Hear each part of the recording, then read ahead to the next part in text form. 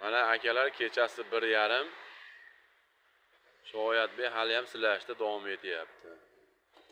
Xudo xolasa bir 3 ga tugatib bersa kerak Shoyatbek ham.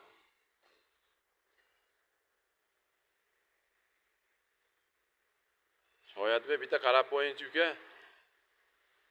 O, Shoyatbek.